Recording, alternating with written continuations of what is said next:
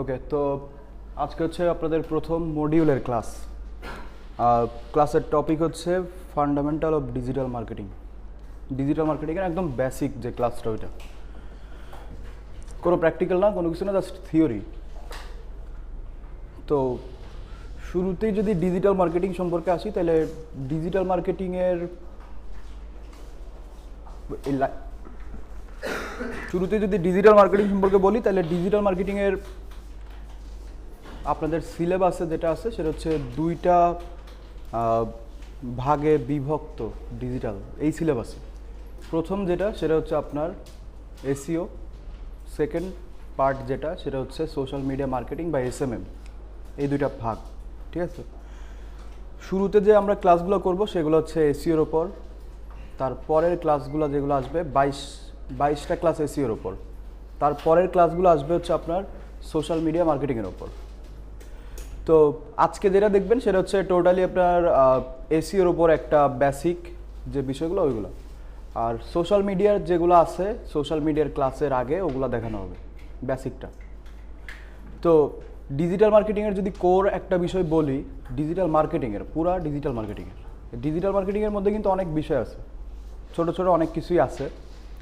এর মধ্যে আবার যেটা বললাম যে আপনার মেইন যে দুইটা সেটা হচ্ছে এসইও আর এসএমএম বা সোশ্যাল মিডিয়া মার্কেটিং।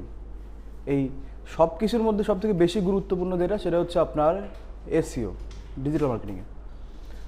এখন শুরুতে যেটা সেটা হচ্ছে এসইও এর ফুল মিনিং কি, এখানে হচ্ছে সার্চ ইঞ্জিন অপটিমাইজেশন। একটু জাস্ট বুঝবেন যে আসলে বিষয়গুলো কি, আপনার প্র্যাকটিক্যালি কোনো কিছু করা লাগবে না, আসলে থিওরিটা বুঝবেন যে আসলে এই এসইও কি, কেন এটা করে বা এটা কিভাবে করে, এই বিষয়গুলো।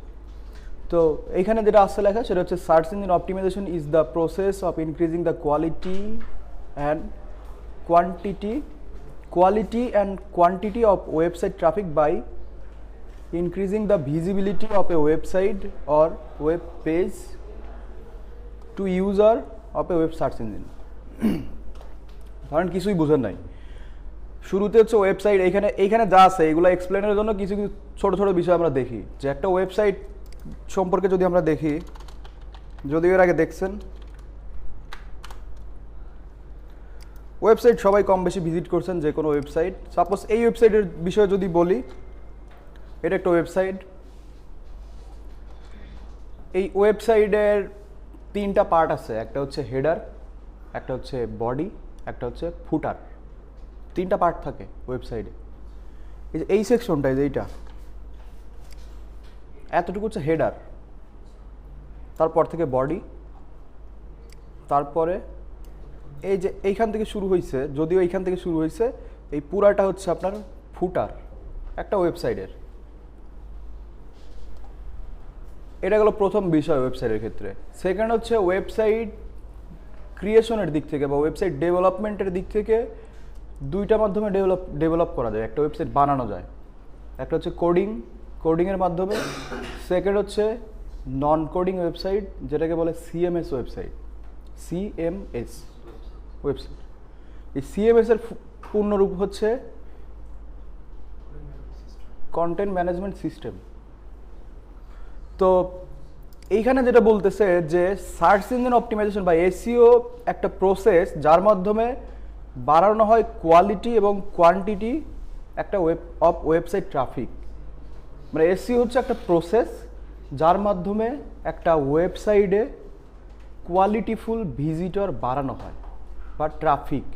এই ট্রাফিককেই কেউ বলে ভিজিটর, কেউ বলে হচ্ছে ইউজার, কেউ বলে হচ্ছে আপনার এখানে ট্রাফিক। এই বিষয়গুলো সম্পর্কে বেশি বলে। ধর ওয়েবসাইট ট্রাফিক বললে এই বাইরের যে ট্রাফিক দেখেন ওইটাই ট্রাফিক বলতে কি বোঝায়, অনেক গাড়ি আছে একটা রাস্তায়, ট্রাফিক বেশি, এর মানে কি অনেক জ্যাম না, অনেক গাড়ি বেশি আছে, এটাকে বোঝায়। হ্যাঁ, তো ওয়েবসাইট ট্রাফিক বলতে এখানে কি বোঝাচ্ছে যে এসইও একটা প্রসেস যার মাধ্যমে কোয়ালিটি এবং কোয়ান্টিটি অফ এ ওয়েবসাইট এখানে ইনক্রিজ করে। কি একটা ওয়েবসাইটের ট্রাফিক ইনক্রিজ করতেছে, মানে ওয়েবসাইটে ভিজিটর বাড়াইতেছে। বুঝতে পারছেন? ভিজিটর বলতে কিন্তু আপনাদেরই বোঝায়। সাপোজ আপনারা 20 জন যদি এই ওয়েবসাইটে ভিজিট করেন, তাহলে এই ওয়েবসাইটের ভিজিটর হচ্ছে 20, এখন 20 জন ভিজিটর, ওটাকেই বলতেছে ট্রাফিক। তো এতটুকু আশা করি বুঝতে পারছেন যে এসইওর মাধ্যমে একটা ওয়েবসাইটে আপনি চাইলে ট্রাফিক বাড়াইতে পারবেন বা ভিজিটর বাড়াইতে পারবেন। এই 2 লাইনের, এই 3 লাইনের এটা হচ্ছে মিনিং। কিভাবে বাড়াবেন সেটা বলছে, by increasing the visibility of a website. এই যে ওয়েবসাইট বা ওয়েব পেজ, এই যে অ্যাবাউট আস একটা পেজ, এটাকে বলে ওয়েব পেজ, পুরাটা মিলে একটা ওয়েবসাইট। আর যখন একটা সিঙ্গেল পেজে থাকবেন, এই যে কন্টাকাস পেজ আছেন না, এটাকে বলছে একটা পেজ। একটা ওয়েবসাইটে অনেকগুলা পেজ হইতে পারে, বুঝতে পারছেন? কাইন্ড অফ এই নোট খাতার মতো, একটা নোট খাতা, এর মধ্যে অনেক পেজ থাকতে পারে।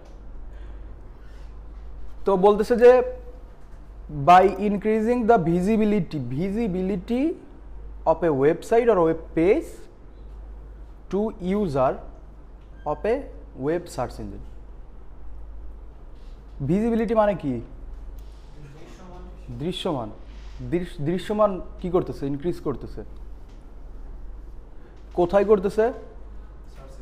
সার্চ ইঞ্জিনে। কাদের জন্য করতেছে? ইউজারদের জন্য। আপনাদের জন্য সার্চ ইঞ্জিনে ওয়েবসাইটকে বেশি বেশি দৃশ্যমান করতেছে।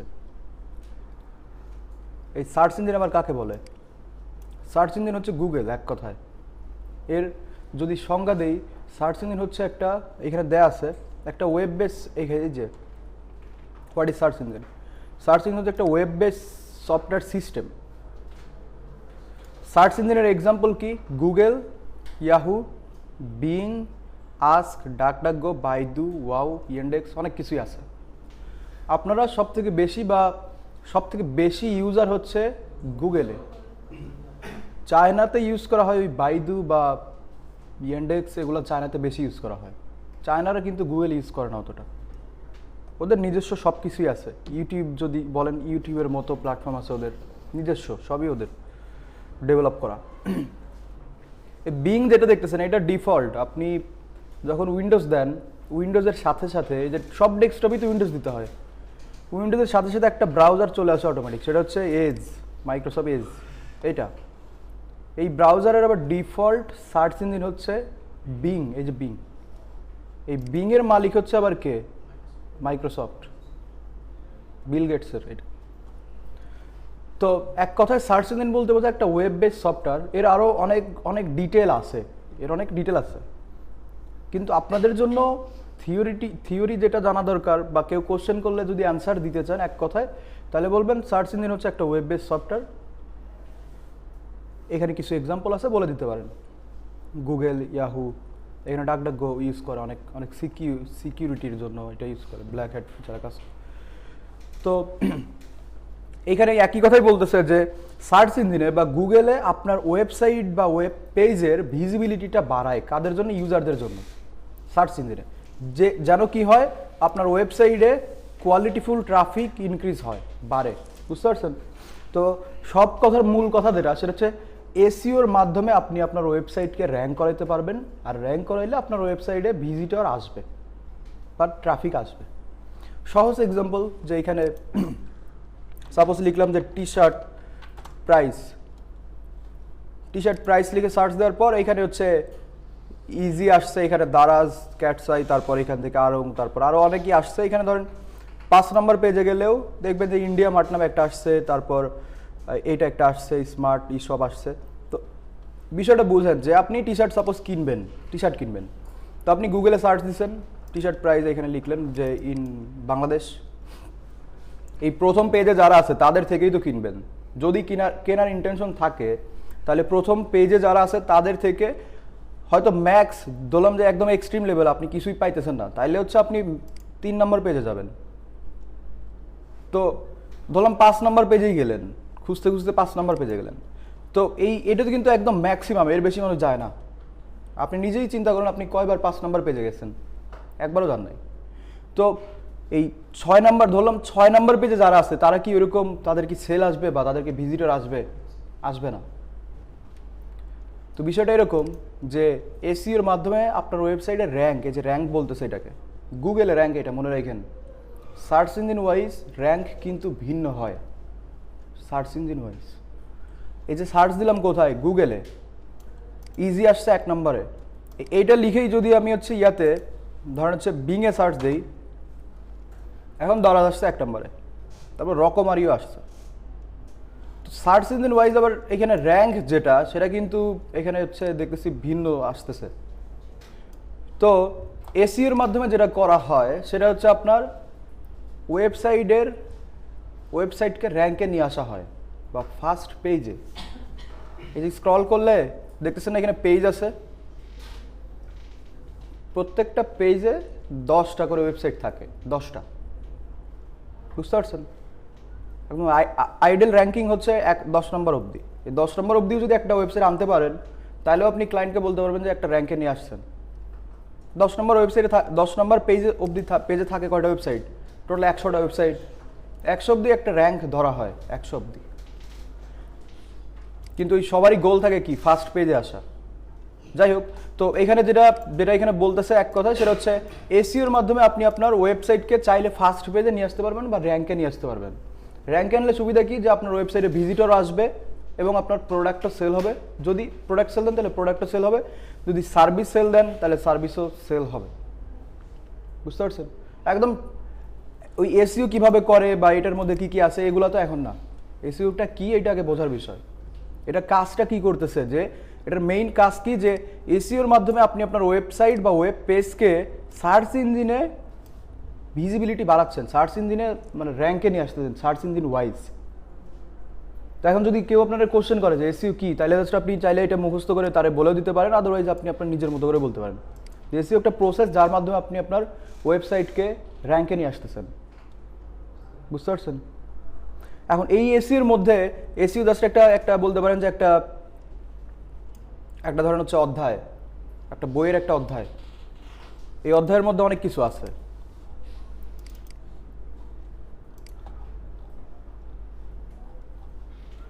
এই পুরোটা এখান থেকে যেগুলো দেখতেছেন না, এগুলো ক্লাস, আপনাদের এগুলো হচ্ছে সিলেবাস।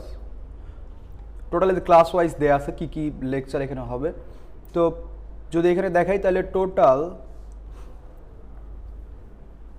গড়ে হচ্ছে 25টার মতো ক্লাস আছে এখানে। টোটাল 25টার মতো ক্লাস। অন অ্যাভারেজ টপিক আছে কয়টা? এখানে 10টার মতো টপিক। তো এই সব কিছু মিলেই হচ্ছে এসইও। বুঝতে পারছেন? মডিউলটা ক্লাসের লাস্টে আলোচনা করব। তো ওই এসইও মানে জাস্ট একটা শব্দ না, যে এইটা একটা শব্দ, একটা টপিক না, এটা এখানে অনেকগুলো টপিকের সমন্বয়ে এসইও। একটা ওয়েবসাইট র্যাঙ্কে আনতে হলে সবগুলার উপর প্র্যাকটিক্যাল কাজ করতে হয়। আপনার ওয়েবসাইটকে নিয়ে সবগুলাই ইমপ্লিমেন্ট করতে হয় ওয়েবসাইটে, তাইলে র্যাঙ্কে আসে। আপনি যদি চান যে একটা ওয়েবসাইটে জাস্ট একটা টপিক নিয়ে কাজ করবেন আর ওয়েবসাইট র্যাঙ্কে আসবে, এরকম কিছু না, তাহলে তো হইতেই। এখানে এই একটা ওয়েবসাইট র্যাঙ্কে আনতে হলে এই সবগুলা নিয়েই কাজ করতে হয়। জাস্ট এই 5 বাদ দেন, এই 2টা বাদ দেন, এখানে সব কিছু নিয়ে। তো এটা হচ্ছে জাস্ট একটা থিওরি যে এসইও কি। সেকেন্ড যেটা আসতেছে সেটা হচ্ছে এসইও গুরুত্বপূর্ণ কেন। এসইও গুরুত্বপূর্ণ কেন এটা আশা করি বুঝতে পারছেন, যে যদি আপনি আপনার ওয়েবসাইটকে র্যাঙ্কে আনতে চান তাহলে কি করতে হবে? এসইও করতে হবে। আর এসইও যদি না করেন তাহলে আপনার ওয়েবসাইট র্যাঙ্কে আসবে না। এখন দুইটা বিষয়, যে আপনি আপনার ওয়েবসাইটে কী করতেছেন, সাপোজ সার্ভিস সেল দিচ্ছেন, সার্ভিস ধরেন একজন লয়ার সে বা একজন ডেন্টিস্ট বা একজন ডক্টর, আপনি চাইলে তার ওয়েবসাইটে গিয়ে অ্যাপয়েন্টমেন্ট ফিক্স করতে পারবেন, মানে অ্যাপয়েন্টমেন্টের জন্য একটা ডেট ফিক্স করতে পারবেন। আবার একজন প্রোডাক্ট সেল দেয়, এখানে ই কমার্স তার স্টোর, এরকম সে প্রোডাক্ট সেল দেয়, তাহলে তাদের ওয়েবসাইট যদি র্যাঙ্কে না আসে তাহলে তার প্রোডাক্টও সেল হবে না। আবার যে ডেন্টিস্ট তার হসপিটালেও কেউ আসবে না, যে লয়ার সেও কাউকে সার্ভিস দিতে পারবে না। তো এসইও গুরুত্বপূর্ণ কিসের জন্য? যদি অনলাইনে সার্ভিস দিতে চান, অনলাইনে ওয়েবসাইটের মাধ্যমে যদি সার্ভিস সেল করতে চান বা প্রোডাক্ট সেল করতে চান, তাহলে আপনার ওয়েবসাইটকে র্যাঙ্কে নিয়ে আসা ছাড়া কোনো ওয়ে নাই, অল্টারনেটিভ কিছু নাই। এই জন্যই এসইওটা করতে হয়, যেন আপনি আপনার ওয়েবসাইটকে র্যাঙ্কে নিয়ে আসতে পারেন। তারপর সার্চ ইঞ্জিন সম্পর্কে তো বুঝছেন। এখানে সার্চ ইঞ্জিন হচ্ছে একটা web base software system which is develop to search and locate relevant information on the world wide ওয়েবকে শর্টকাটে ইন্টারনেট বলতে পারেন এটাকে। হ্যাঁ, এটাকে ইন্টারনেট বললেও ভুল হবে না এটাকে। তো সার্চ ইঞ্জিনে বা গুগলে কি হয় যে আপনি এখানে বলছে কি search and locate relevant information. আপনি আপনার যে কোনো একটা সেন্টেন্স লিখে বা যে কোনো একটা ওয়ার্ড লিখে সার্চ দিলে রিলেভেন্ট ইনফরমেশনগুলো চলে আসে আপনার সামনে। ওই সার্চ ইঞ্জিনে ইনফরমেশনগুলো স্টোর থাকে, যে যে ইনফরমেশন দিচ্ছেন ওগুলো স্টোর থাকে। যখন আপনি সার্চ দিচ্ছেন ওই রিলেভেন্ট ওয়েবসাইটগুলো আপনার সামনে আসে। গুগলে যখন এরকম করে কোনো কিছু লিখে সার্চ দেন,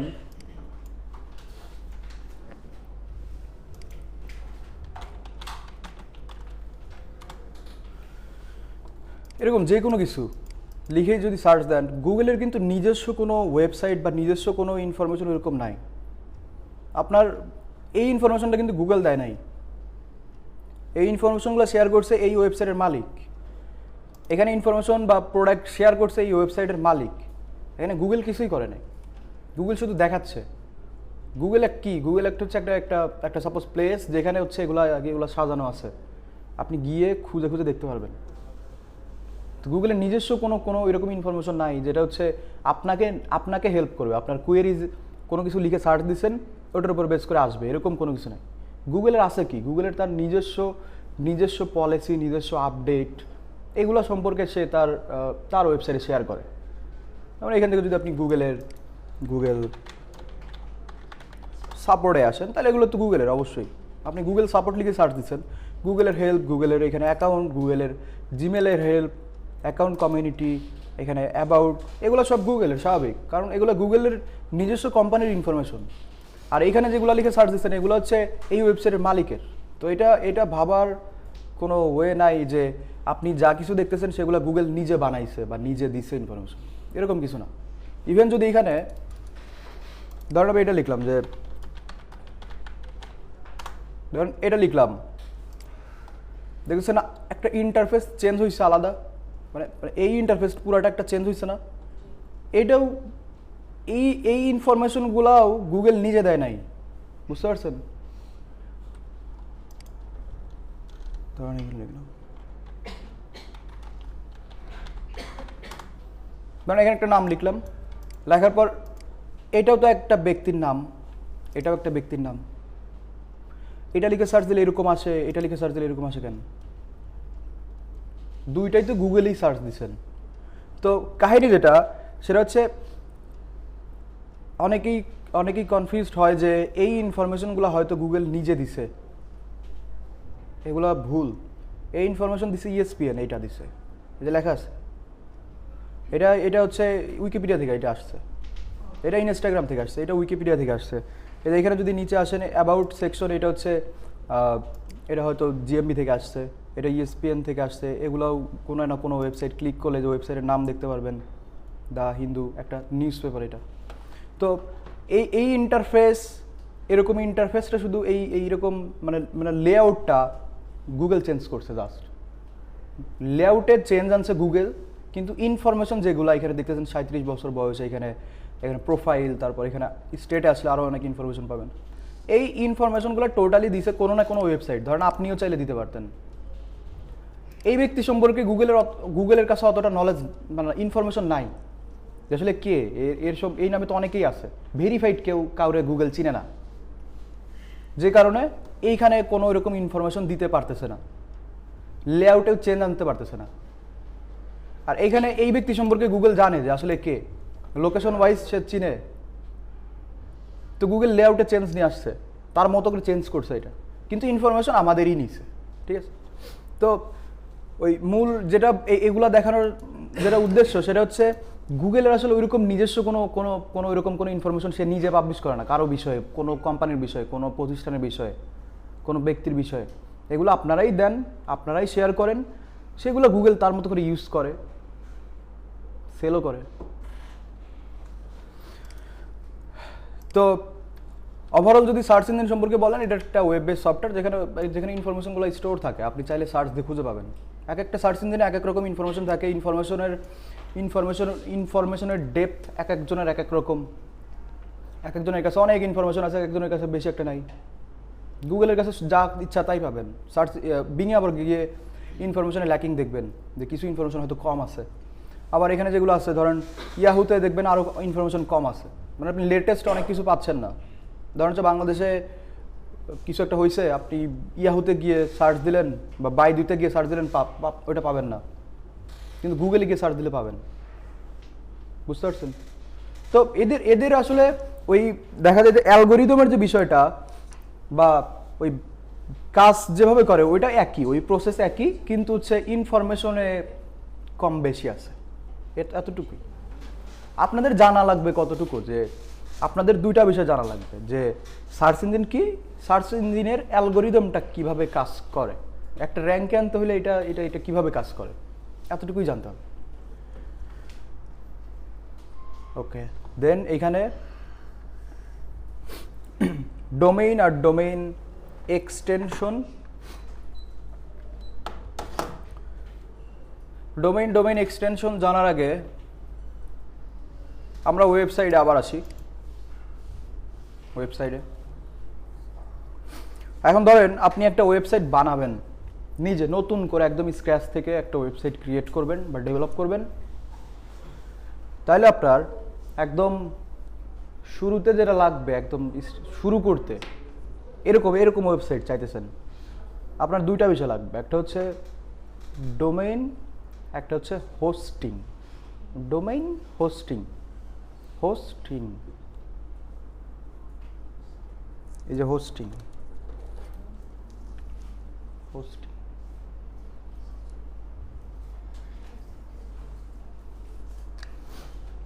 ডোমেইনটা হচ্ছে একটা ইউনিক নাম অথবা অ্যাড্রেস, যেটা লিখে অনলাইনে বা ইন্টারনেটে আপনার কোম্পানিকে বা আপনাকে খুঁজে পায় মানুষ বা পাবে। ডোমেইন একটা ইউনিক নেম বা অ্যাড্রেস, যেটা কিনতে হয়। এর অনেক প্রোভাইডার আছে, অনেকেই সেল দেয়, যেটা হয় হচ্ছে অলওয়েজ ইউনিক।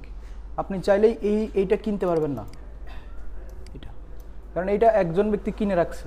যদি আপনার কাছেও সেল দিত তাহলে কনফ্লিক্ট করতো যে কার্ডটা আসবে। তো ডোমেইন হচ্ছে একটা ইউনিক নেম বা অ্যাড্রেস, সেটা হইতে পারে কোম্পানি নাম, সেটা হইতে পারে আপনার নিজের নাম, সেটা হইতে পারে কোনো একটা ই কমার্স স্টোরের নাম, এনিথিং। কিন্তু যেটা মেইন বিষয় সেটা হবে হচ্ছে ইউনিক। এই নাম দিয়েই গুগলে বা ইন্টারনেটে আপনাকে খুঁজে পাবে মানুষ। বুঝতে পারছেন? শর্টকাটে মনে রাখতে পারেন, ডোমেইন হচ্ছে একটা বিজনেস নেম, যেটা হয় হচ্ছে ইউনিক।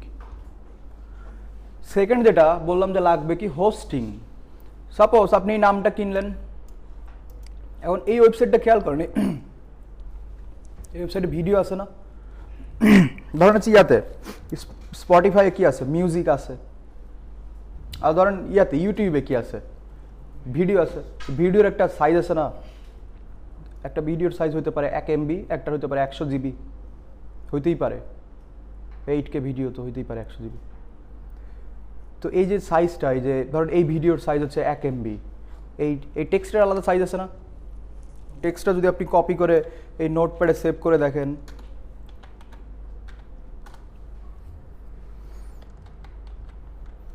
সাপোজ এটা সেভ করলাম এখানে ডেস্কটপে,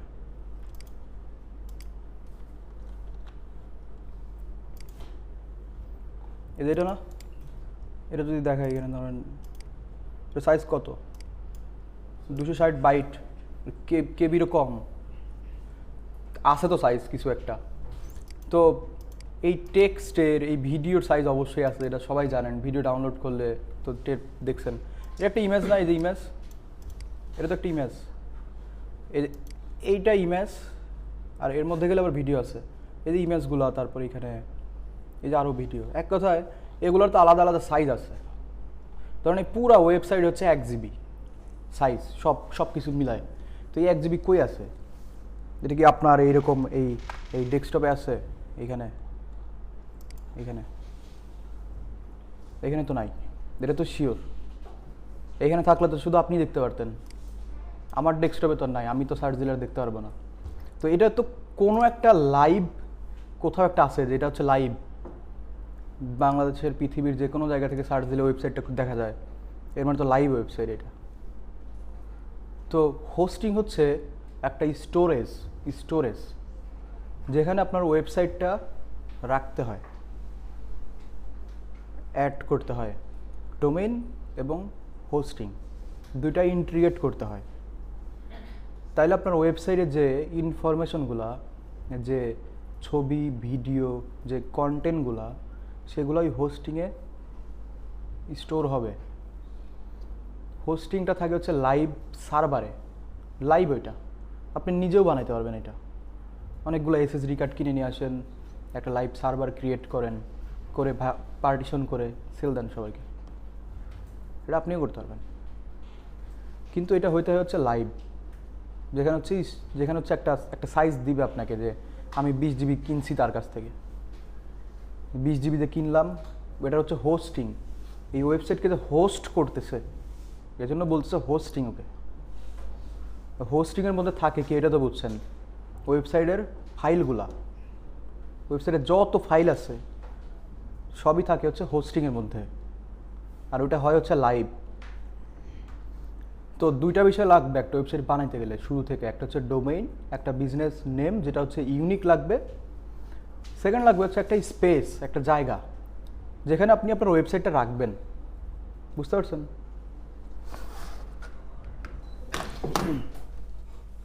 এই দুটো ম্যান্ডেটরি লাগবে। তারপরে কি লাগবে আমরা এখানে দেখতেছি। তারপর আরো অনেক কিছুই লাগে, ছোট ছোট অনেক কিছুই লাগে। সাপোজ এই ডেভেলপমেন্টের জন্য একজন ডেভেলপার লাগবে, এটা স্বাভাবিক। ইউআই ডিজাইনের জন্য একজন ইউআই ডিজাইনার লাগবে। তো এইখানে যেটা বলতেছে সেটা হচ্ছে ডোমেইন কি, এতটুকু আশা করি বুঝতে পারছেন। ডোমেইন হচ্ছে একটা ইউনিক নেম, এইখানে আপনারা চাইলে পড়ে দেখতে পারেন, এই একই কথাই লেখা আছে। এই যে একটা নেটওয়ার্ক অ্যাড্রেস, আর এখানে ডিটেলে লেখা আছে। তো সেকেন্ড যেটা বলছে ডোমেইন এক্সটেনশন আবার কি, আর নিচে লেখা আছে the anatomy of A URL, এই ইউআরএল এর অ্যানাটমি। তো এটা একটু এখন খেয়াল করেন।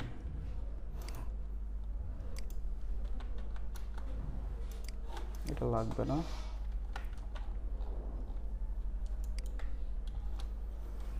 এটা কি একটা ইউআরএল বা একটা লিঙ্ক বা একটা ওয়েবসাইটের অ্যাড্রেস, এইটারই অ্যানাটমি বলতেছে। এগুলো কি, এটা কি, এটা কি, এইটা কি, এই লাস্টের টু কি, এইগুলো সম্পর্কেই জানবে না এখন।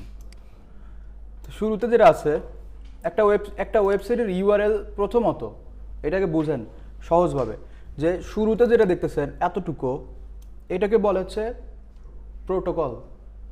প্রোটোকল বলে এটাকে। এখন আমার জিজ্ঞাসা না প্রোটোকল কি। সেকেন্ড যেটা আছে এটা হচ্ছে www, যেটার ফুল ফর্ম হচ্ছে ওয়ার্ল্ড ওয়াইড ওয়েব, যেটার ইন্টারনেটও বলতে পারেন আপনি। এটার ফুল ফর্ম হচ্ছে hyper text transfer protocol, secure. এটা বুঝতে পারছেন? এটার নাম হচ্ছে প্রোটোকল। এটা ডিফল্ট প্রত্যেকটা ওয়েবসাইটের সাথেই থাকে। এটা হচ্ছে www, ওয়ার্ল্ড ওয়াইড ওয়েব, মানে ওয়েবসাইটটা ওয়ার্ল্ড ওয়াইড আছে, যে কোনো লোকেশন থেকে সার্চ দিলে খুঁজে পাবে। মানে এক কথা, ইন্টারনেট ধরেন একটা পৃথিবীর মতো এতটুকু। ওই যে দেখছেন না, যখন ইন্টারনেট লিখে সার্চ দেন তখন এরকম একটা পৃথিবীর মতো একটা আসে, এরকম। ওইটাই বোঝাচ্ছে যে ইন্টারনেট ধরেন এরকম একটা, এটা হচ্ছে ওয়ার্ল্ড ওয়াইড ওয়েব, ঠিক আছে? এটা তো এই ওয়েবসাইটটা পুরা ইন্টারনেটে কানেক্টেড আছে, যে কোনো জায়গা থেকে সার্চ দিলে খুঁজে পাবে। আবার এটা না থাকলেও কিন্তু যে কোনো জায়গা থেকে সার্চ দিলে খুঁজে পাওয়া যায়। এটা থাকলে হয় কি, একটু ভিজিবিলিটি, মানে লোকাল সার্চে ভিজিবিলিটিটা একটু বাড়ায় দেয়। এসইওতে এটা গুরুত্বপূর্ণ, বুঝতে পারছেন? থার্ড এখানে যেটা দেখতেছেন এটা হচ্ছে এতটুকু কি, ডোমেইন নেম। আর এরপরে যেটা দেখতেছেন এই যে এতটুকু ডট সহ আর কি, এরপরে যেটা দেখতেছেন এটারে বলে হচ্ছে কি, ডোমেইন এক্সটেনশন। তো এই পুরো ইউআরএল যদি দেখেন, এটা হচ্ছে একটা প্রোটোকল, যেটা হচ্ছে ডিফল্ট থাকেই প্রত্যেকটা ওয়েবসাইটে। এটা হচ্ছে www, ইন্টারনেটকে বোঝাচ্ছে। এটা হচ্ছে ডোমেইন নেম, যেটা হয় হচ্ছে ইউনিক অবশ্যই। আর এটা হচ্ছে ডোমেইন এক্সটেনশন। এখন এই পুরো বিষয়গুলোকে যদি বলে আরও ডিটেলে, তাহলে এই দেখবেন কিছু ওয়েবসাইটে এস থাকে না। এই ওয়েবসাইটে যদি এইখানে ক্লিক করেন, যে এইটাতে এখানে ক্লিক করলে কি লেখা আছে, কানেকশন ইজ সিকিউর, এটা কিসের জন্য লেখা আসছে? SSL সার্টিফিকেটের জন্য। এই যে এস দেখতেছেন না, এই এস থাকার কারণে ওয়েবসাইটটা হচ্ছে সিকিউর।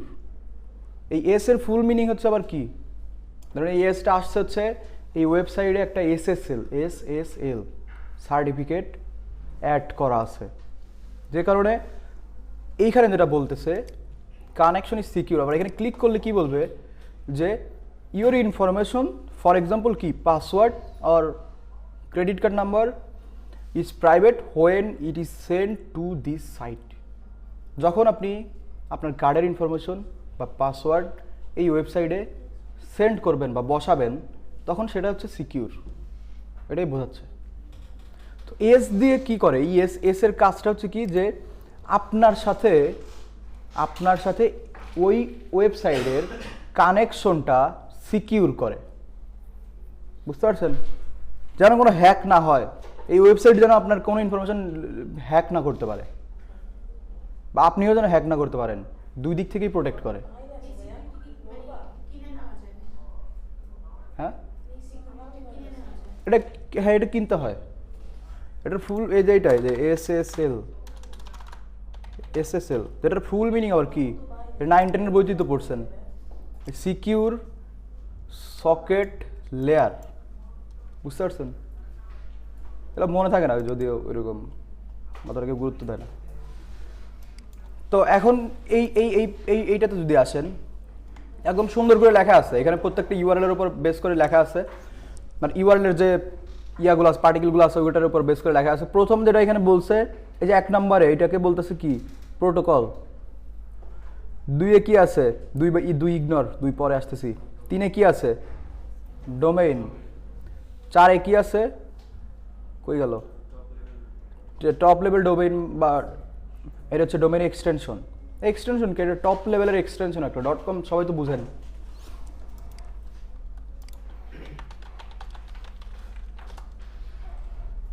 ডোমেইন ধরেন আমাদের এআই দেখব না আমরা,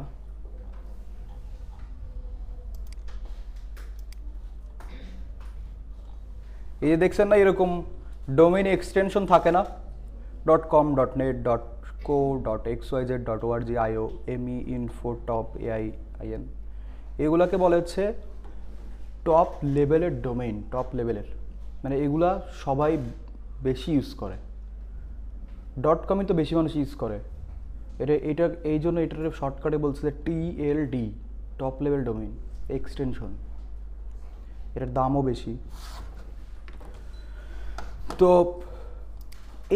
এইখানে যেটা বোঝাচ্ছে সেটা হচ্ছে TLD বলতে এই .comকে বোঝাচ্ছে। এইখানে এই .com, .net এগুলোর কিন্তু আলাদা মিনিং আছে। কম দিয়ে কমার্শিয়াল বোঝাচ্ছে, নেট দিয়ে ইন্টারনেট বোঝাচ্ছে যেটা এখানে, আবার ইন্টারনেট প্রোভাইডার বোঝাচ্ছে না। একটা নেট দিয়ে যেটা বোঝায় সেটা হচ্ছে একটা কানেকশন বোঝায়, নেটওয়ার্ক টাইপের বোঝায়, যে আপনার প্রতিষ্ঠানটা একটা কি টাইপের, অনেকের সাথে নেটওয়ার্ক ক্রিয়েট করে, আইটি মাইটি না, ধরেন এজেন্সি টাইপের হতে পারে, কোনো একটা এজেন্সিটা অর্গানাইজেশনে বেশি দেয় ওরা। নেট দিয়ে আসলে মেইনত যেটা বোঝায় যে কানেকশনকে বোঝায়, যে আপনার কোম্পানির সাথে অনেকের কানেকশন এরকম আছে, বুঝতে পারছেন? এখন কি কানেকশন, যে আপনি যে সার্ভিসটা দেন ওই টাইপের কানেকশন আছে ওয়ার্ল্ড ওয়াইড। আবার এখানে ORGও থাকে, .org, ওইটা দিয়ে বোঝায় হচ্ছে আবার প্রফিট নন প্রফিট অর্গানাইজেশন। আবার এখানে AI থাকে, এখানে IO থাকে, এখানে আরও অনেক কিছুই থাকতে পারে। কিন্তু যদি বিষয়টা এরকম যে যদি হয় আপনার ওয়েবসাইট, ধরেন আপনার আর আমার একই ওয়েবসাইট, একই সার্ভিস দেই, আপনি যদি .com নেন আর আমি যদি .xyz নেই, তাহলে র্যাঙ্কিংয়ের দিক থেকে .xyzটা পিছায় থাকবে, বুঝতে পারছেন? গুগল নিজেও .comকে প্রায়োরিটি দেয়, কিন্তু এটা গুগল বলে না আসলে এইভাবে। তো এইখানে যেটা দেখতেছেন এই ফুল ডিটেল, এই যে .com, এখানে ক্লিক করলে .com এর সামারি একদম ডিটেলে লেখা আছে। এখানে use fact, summary, benefit. Just এই ইউআরএলটা একটু ভাষায় গিয়ে চাইলে যদি ইচ্ছা হয় তাহলে একটা একটা করে ক্লিক করে সবগুলো একটু দেখেন, একটু নলেজটা বাড়বে আর কি। এই যে লেখা আছে এখানে, এই যে the .com extension is one of the original and most widely use domain name extension in the world. It's stand for the commercial, indicating initial purpose of commercial organisation.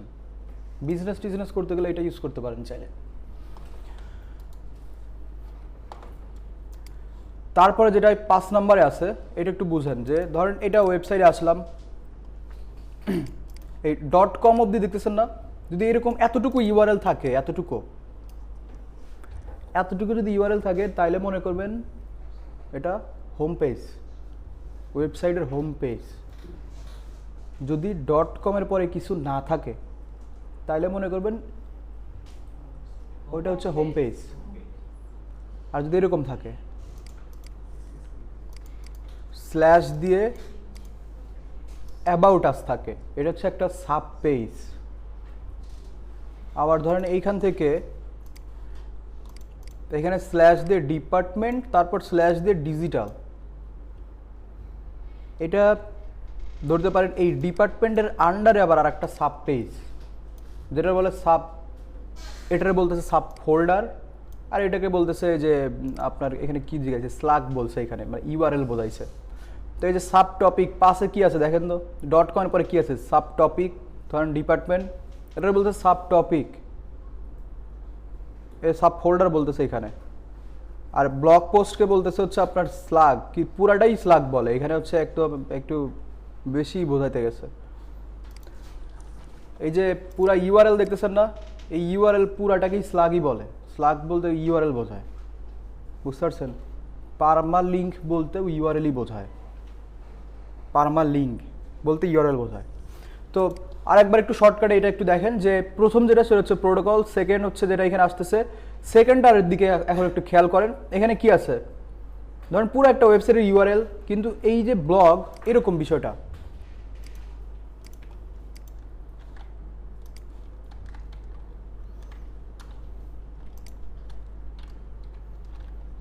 এরকম না বিষয়টা, দেখেন তো খেয়াল করেন এখানে blog dot domain dot extension domain, এটাই তো, এরকমই তো আছে, ডট ডোমেইন এক্সটেনশন। এই যে সামনে যেটা দেখতেছেন না, এই যে এটা, এই যে এটা, এটার বলে হচ্ছে সাব ডোমেইন। ডোমেইনের শুরুতে যদি কোনো একটা ওয়ার্ড, কোনো একটা ডিজিট না, ওয়ার্ড হবে, ম্যাক্সিমাম টাইম ওয়ার্ড ইউজ করে যদি ডট থাকে, ওটা হচ্ছে সাবডোমেইন। পুরা ইউআরএলটা হচ্ছে সাবডোমেইন। এই যে সাবডোমেইন, এটা ডোমেইনের শুরুতে একটা ওয়ার্ড ইউজ করছে, একটা ডটও ইউজ করছে, এটা হচ্ছে সাবডোমেইন। সাবডোমেইন হয় হচ্ছে আপনার মেইন ডোমেইন। এই যে মেইন ডোমেইনের আন্ডারে সাবডোমেইন ক্রিয়েট করতে হয়।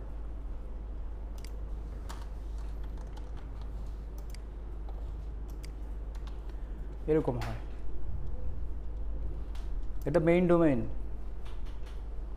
এটা হচ্ছে কি সাবডোমেইন। যেটা ক্রিয়েট করতে হচ্ছে মেইন, যেটা ওইটার আন্ডারেই এটা কিনতে হয়, আর এটা ফ্রিতেই করা যায়। এটা এই সাবডোমেইন ক্রিয়েটের অনেক উদ্দেশ্য থাকে। প্রথম যেটা সেটা হচ্ছে ফ্রি। সেকেন্ড, আমাদের ক্ষেত্রে যদি বলি, ধরুন আমাদের এইটা হচ্ছে বাংলা ভাষা, এখানে ক্লিক করলে আপনি ইংলিশে আসবেন। আবার এই যে ইংলিশে কি মেইন ডোমেইন না, আমাদের মনে হয়েছে যে বাংলা ভাষার জন্য করা দরকার, তো আমরা কি করছি, নতুন করে না কিনে সেটা সাবডোমেইন ক্রিয়েট করছি। এখানে ক্লিক করলে কি আসতেছে, বিএন নাই যে bn.creativity.com। আপনি চাইলে সাবডোমেইন 30টার মতো সাবডোমেইন করা যায় একটা ডোমেইনের আন্ডারে, একটার আন্ডারে 30টা সাবডোমেইন আলাদা র্যাঙ্ক করে, আলাদা। মাদার ডোমেইনের আন্ডারে কিন্তু এর সাথে কোনো কানেকশন নাই, ওইরকম কোনো কানেকশন নাই। আপনার কাছে মনে হতে পারে ওইটা হয়তো র্যাঙ্ক করলে এটাও করবে, এরকম কিছু না।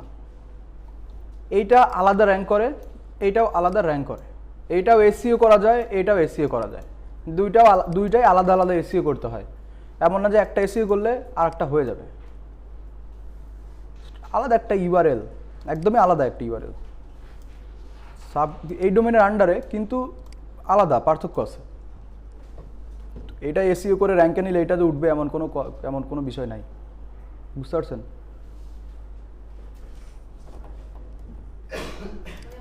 তো ফ্রিতে করা যায়, কিনতে আর হয় না, এটাই বড় সুবিধা। তো এই বিষয়গুলো এখানে বলছে যে এই পুরা ইউআরএলকে যদি আপনি একটু দেখেন, সব এইখানে যা যা আছে, প্রোটোকল তো এটা ডিফল্ট থাকেই। এরপরে এখানে আমরা একটা জিনিস মিস করছি, এখানে ডাব্লিউডাব্লিউ যেটা, সেটা এখানে নাই। সেকেন্ড যেটা, সেটা হচ্ছে ব্লক, যেটাকে বলতেছে সাবডোমেইন। সাবডোমেইন ক্রিয়েট করতে হয়, আগে মেইন ডোমেইনটা কিনতে হয়, তারপর ওইটার আন্ডারে সাবডোমেইন ক্রিয়েট করতে হয়, এটা মনে রাখেন। আরও ডিটেলে আসবো সাবডোমেইন ওয়েবসাইট ক্রিয়েটের ক্লাসে, ডিটেলে আসা যাবে, আপাতত এতটুকুই বোঝেন। তারপর হচ্ছে 3 নম্বরে যেটা, সেটা হচ্ছে ডোমেইন, তারপরে ডোমেইন এক্সটেনশন, যেটা হচ্ছে টপ লেভেলের এক্সটেনশন .com, এই জন্য এটারে বলছে টিএলডি। সাব ফোল্ডার এটা একটা, তারপরে স্ল্যাশ দিয়ে আসে হচ্ছে ইউআরএল বা স্ল্যাক। এই সাব পেজ, একটা পেজ তার আন্ডারে আর একটা পেজ, এই যে এরকম ব্রাউজে গেলেন, এইখান থেকে আসলেন ডিজিটালে, অ্যান্ড ডিজিটালের আন্ডারে তো অনেক কিছুই আছে, ধরেন অ্যাফিলিয়েটে আসলেন, তাহলে যে কোর্সের আন্ডারে কি আছে, অ্যাফিলিয়েট, এরকমই বোঝাইছে, বুঝতে পারছেন? পুরো ইউআরএল বুঝছেন? কতটুকু বুঝছেন? তাহলে এইটা সাবডোমেইন নেই তো কনফিউশন, এটা পরে, এটা হচ্ছে যেদিন হচ্ছে ওয়েবসাইটের ক্লাস নেই, ওই দিন আরও ডিটেলে বানায় দেখাবো কীভাবে করে এটা।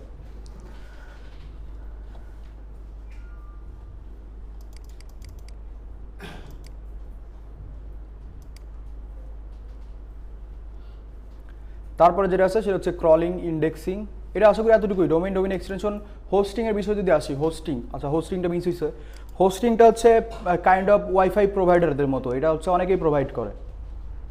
ধরেন ওয়াইফাই প্রোভাইডারকে একজন 5 Mbps দিচ্ছে 1000 টাকা, একজন 10 Mbps দিচ্ছে 1000 টাকা, এরকমই তো। একজন 1 MB দিচ্ছে 500 টাকা। তো ওই হোস্টিংয়ের বিষয় ওই রকমই। বাংলাদেশি কিছু হোস্টিং প্রোভাইডার আছে, বাইরের দেশের কিছু হোস্টিং প্রোভাইডার আছে।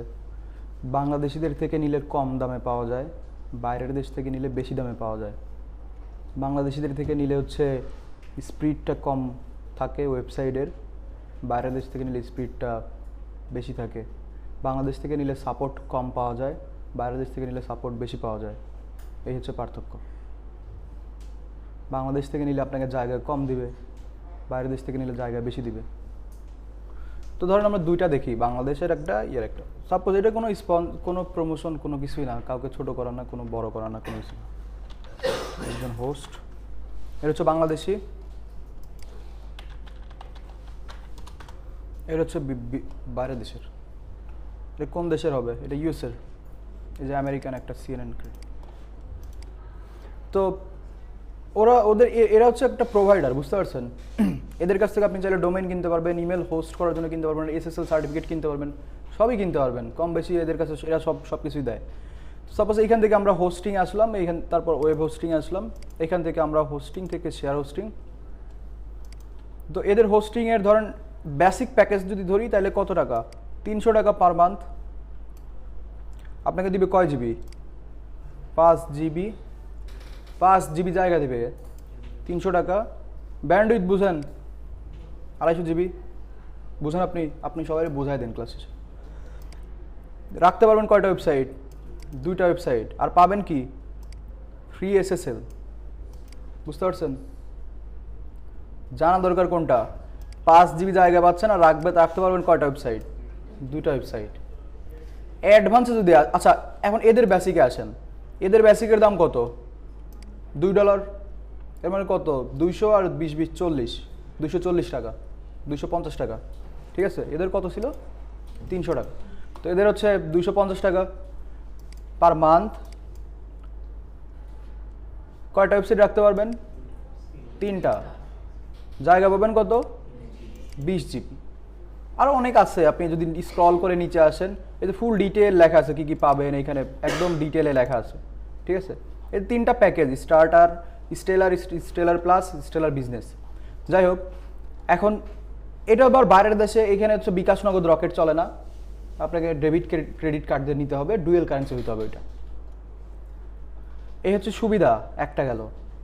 অ্যাডভান্সে আসলে এদের কি পাচ্ছেন প্রায় 900, প্রায় 1000 টাকাই বলা যায়। ওই এখন তো অফ চলতেছে 25%।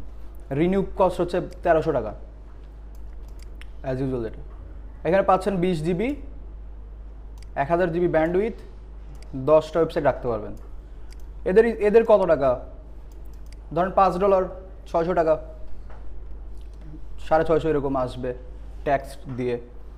তো এদের আবার রিনিউ কস্ট হচ্ছে কত 9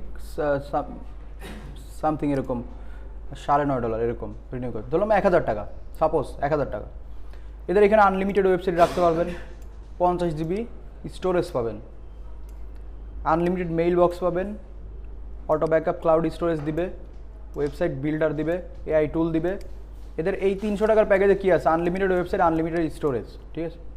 এটাই পার্থক্য এদের।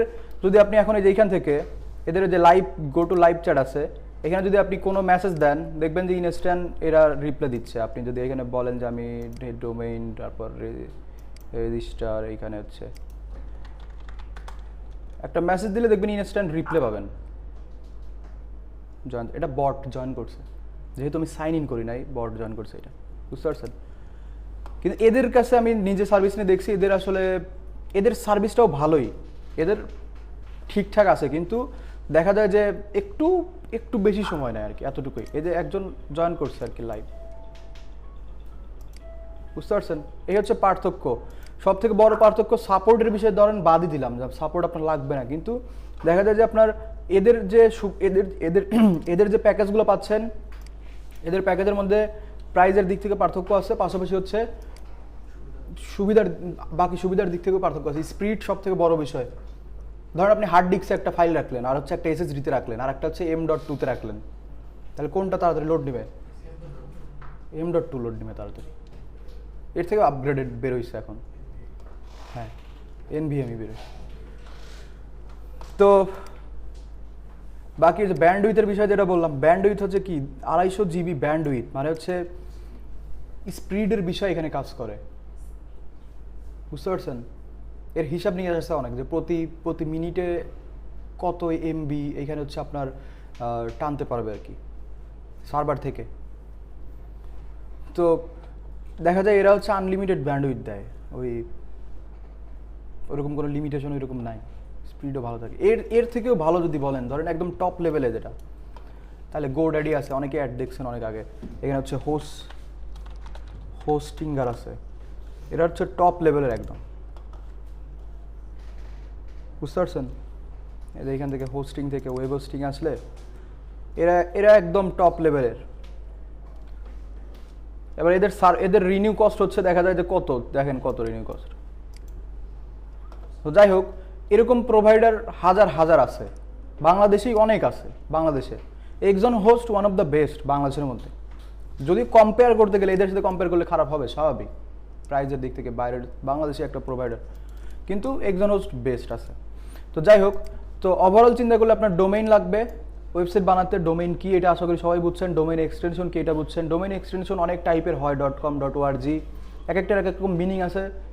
এটা আমি এক এক করে বলতে গেলে অনেক সময় লাগবে। অনেক ডোমেইন এক্সটেনশন আছে, এটা হচ্ছে আপনি গুগল করলেই পেয়ে যাবেন, বুঝতে পারছেন। আবার খারাপভাবে নেন না, এটা দেখা যায় 20টা এক্সটেনশন সম্পর্কে বলতে গেলে সময় চলে যাবে অনেকটা। এটা জাস্ট এটা নলেজের জন্য, এটা আপনার কোনো ওইরকম কাজে আসবে না।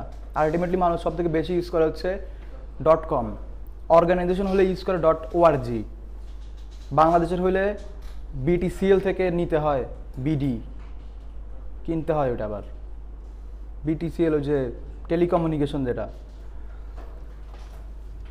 আর হোস্টিংয়ের বিষয়ে তো বুঝতে পারছেন, হোস্টিং অনেক প্রোভাইডার আছে, অনেক কিছুই আছে, এদের থেকে আপনার হোস্টিং কিনতে হবে, আশা করি এই দুটো বুঝতে পারছেন। হোস্টিং বুঝছেন, এখন হচ্ছে ক্রলিং, ইন্ডেক্সিং, র্যাঙ্কিং।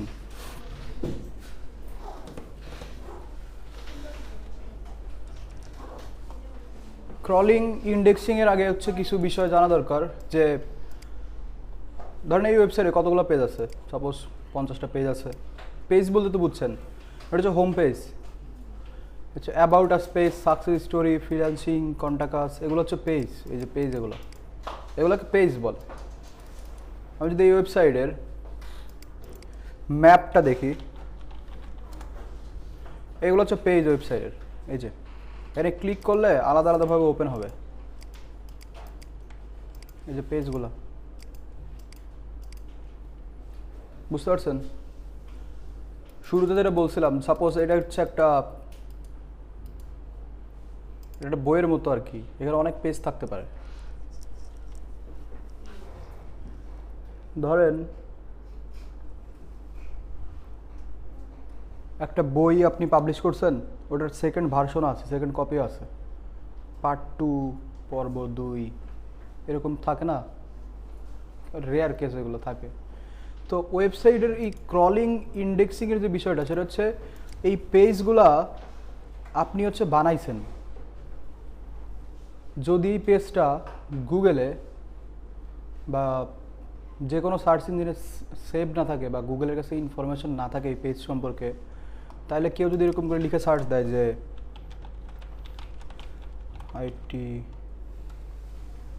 এইটা ধরেন লিখে সার্চ দিল অ্যাবাউট আস পেজ, এখানে আসছে না, এই যে শুরুতেই এটা তো গুগলে আসছে।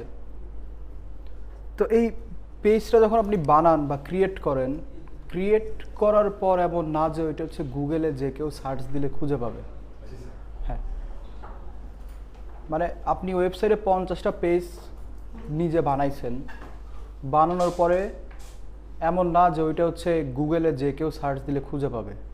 এটা হচ্ছে গুগলের কাছেও তো ইনফরমেশন থাকা লাগবে যে আপনার ওয়েবসাইটে 50টা পেজ আছে, তাহলে গুগল ওইটা কী করবে, কেউ সার্চ দিলে তার সামনে নিয়ে আসবে।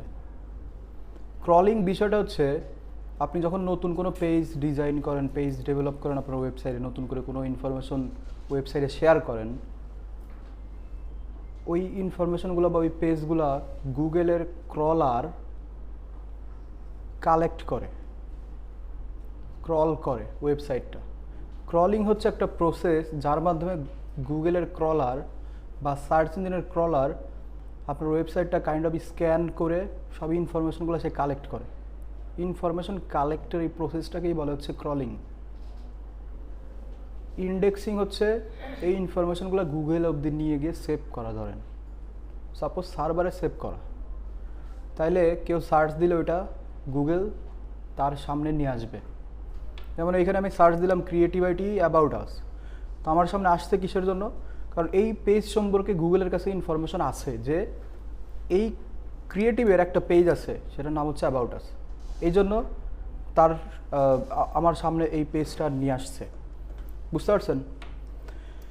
তো ক্রলিং আর ইন্ডেক্সিং যদি বলি, এখানে ডিটেলে লেখা আছে যদিও, কিন্তু ক্রলিং হচ্ছে একটা প্রসেস যার মাধ্যমে গুগল আপনার ওয়েবসাইটটা ক্রল করবে বা স্ক্যান করবে বা ইনফরমেশনগুলো কালেক্ট করবে। ইন্ডেক্সিং হচ্ছে একটা প্রসেস যার মাধ্যমে গুগল ওইটা সেভ করবে, বা যদি কেউ কখনো সার্চ দেয় তাহলে তার সামনে তখন নিয়ে আসবে যে এটা কিন্তু ইন্ডেক্সিং না। ইন্ডেক্সিং বলতে বোঝাচ্ছে সেভ করা ইনফরমেশনটা।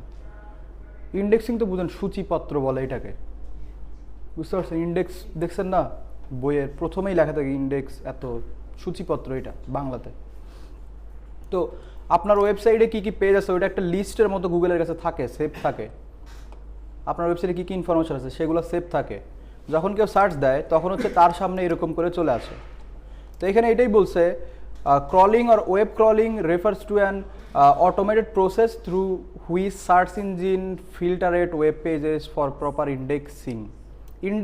প্রপার ইন্ডেক্সের জন্য একটা প্রসেস যার মাধ্যমে ইনফরমেশনগুলো কালেক্ট করে, ঠিক আছে? এখানে আরও ছোটো করে লেখা আছে, search engine bot discover content on every known site across the web. এই যে ক্রলিং লেখা আছে দেখেন, যে সার্চ ইঞ্জিনের বট, এটাকে অনেক ভাষায় অনেকেই বলে, এটা গুগলের ক্রলার বলে, গুগলের বট বলে, তারপরে হচ্ছে গুগল স্পাইডার বলে, তারপরে হচ্ছে আরও অনেক কিছুই এইখানে বলে। যদি আপনি গুগলে এসে সার্চ দেন যে গুগল স্পাইডার, তাহলে দেখবেন এখানে অনেক আইকন আসছে এরকম।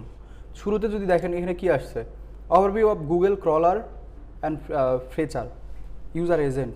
ওই ক্রলার বলতে যেটা বোঝাচ্ছে এই স্পাইডারকেই বোঝাচ্ছে, গুগলের স্পাইডারকেই, এখানে যে ইমেজগুলো দেখতেছেন। আবার এটাকে গুগল বটও বলে। এক কথা এই স্পাইডার বট যেটাই বলেন সেটা হচ্ছে এর একটা এআই এর থ্রু গুগল কী করে, প্রত্যেকটা ওয়েবসাইট স্ক্যান করে বা ওয়েবসাইট থেকে ইনফরমেশনগুলো কালেক্ট করে। এই কালেক্টিংয়ের প্রসেসটাই হচ্ছে, ইনফরমেশন কালেক্টের প্রসেসই হচ্ছে ক্রলিং। এখানে এটাই লেখা আছে যে সার্চ ইঞ্জিন বট বা গুগল, ধরেন গুগলের ক্রলার বা গুগলের স্পাইডার ডিসকভার মানে খুঁজে পাচ্ছে নতুন নতুন কন্টেন্ট সব সাইট থেকে। এই সাইটগুলো কই আছে, ওয়েবে আছে বা ইন্টারনেটে আছে। এক কথায় গুগলের ক্রলার যে ইনফরমেশন কালেক্ট করতেছে বা খুঁজতেছে এটাকেই বলতেছে ক্রলিং। ক্রলিংয়ের পরের কাজ কি, যে ধরেন একটা ইনফরমেশন আমি খুঁজে পাইছি, তাহলে ওইটা আমি কি করব, গুগলের ধরেন গুগলের ক্রলার কি করবে, ওটা সেভ করবে তার সার্ভারে, লাইভ যেটা আছে যেখানে থেকে ইনফরমেশনটা পাস হচ্ছে এখানে সেভ করলো। সেভ করার পর কী হবে, যখন কেউ এরকম করে লিখে সার্চ দেবে তার সামনে ওইটা গুগল প্রেজেন্ট করবে, কারণ গুগলের কাছে ওই ইনফরমেশনটা আছে, আগে থেকেই আছে। এই ইনফরমেশনটা গুগল অব্দি নিয়ে আসছে কে, ক্রলার নিয়ে আসছে। ইন্ডেক্সিং বলতেছে কি, vast data centre process content deem valuable for quick retrieval in search result. ওই যেটা বলতেছিলাম ওইটাই বলতে এখানেও লেখা যে ইন্ডেক্সিং বলতে বোঝাচ্ছে যেটা, সেটা হচ্ছে আপনার যে কন্টেন্টগুলো আছে, নতুন নতুন যে ভ্যালুয়েবল কন্টেন্টগুলো আছে সেগুলো হচ্ছে আপনার গুগলের কাছে আপনার ওয়েবসাইটের নামে ওগুলো সেভ আছে বা ইন্ডেক্স আছে। তো যখন কেউ কোনো কিছু লিখে সার্চ দিচ্ছে তখন হচ্ছে আপনার দেখা যায় যে সেগুলা ইউজারের সামনে নিয়ে আসতেছে। তো আরও সহজভাবে যদি বলি, ক্রলিং হচ্ছে একটা প্রসেস যার মাধ্যমে গুগল বা সার্চ ইঞ্জিন ইনফরমেশনগুলো কালেক্ট করে। ইন্ডেক্সিং হচ্ছে কালেক্টের পরে ওই ইনফরমেশনটা আপনার ওয়েবসাইটের নাম দিয়ে সেভ করতেছে। যখন কেউ কোনো কিছু লিখে সার্চ দিচ্ছে তখন তার সামনে ওই ইনফরমেশনটা বা ওই যে রেজাল্টটা ওইটা তার সামনে নিয়ে আসতেছে। তো যদি কোনো ওয়েবসাইট ইন্ডেক্সই না হয় বা কোনো একটা পেজ যদি ইন্ডেক্সই না হয়, তাহলে ওই পেজটা কেউ সার্চ দিলে খুঁজেও পাবে না। এতটুকু তো বুঝছেন। ইন্ডেক্স কি, ইন্ডেক্স মানে গুগলের কাছে ওই ডেটাটা আছে আপনার ওয়েবসাইট সম্পর্কে। এখন যদি ইন্ডেক্সই না হয় কোনো একটা পেজ, তাহলে কেউ এরকম করে সার্চ দিয়ে খুঁজে পাবে না। সার্চ দিয়ে, এটা মনে রাখেন। ক্রলিংটা কি, আপনার ওয়েবসাইটের ইনফরমেশনটা কালেক্ট করছে, সে খুঁজে ডিসকভার করছে যে এই ওয়েবসাইটে নতুন কোনো ইনফরমেশন আছে। এই প্রসেসটা ক্রলিং ইন্ডেক্সিং, এই প্রসেসটাই। ক্রল মানে ডিসকভার করতেছে, ইন্ডেক্স মানে ওইটা আপনার ওয়েবসাইটের নাম দিয়ে সেভ করা। সহজভাবে আপনি মনে রাখতে পারেন। আর সেভই না থাকে তাহলে ওয়েবসাইটটা কী হবে, কেউ সার্চ দিলে খুঁজে পাবে না। লাস্ট আছে কি ranking. Ranking algorithm display the search result most likely to satisfy each searcher query. Ranking বলতে বোঝায় যে ইন্ডেক্স হইলো, ক্রলও হয়েছে, ইন্ডেক্সও হয়েছে। এখন র্যাঙ্কের বিষয়টা আসে যে কেউ সার্চ দিলে আপনার ওয়েবসাইটটা কত নাম্বারে আসবে, এইটা। দেখেন আমি নাম লিখে সার্চ দিচ্ছি না, এই জন্য সব ক্রিয়েটিভিটি আসছে।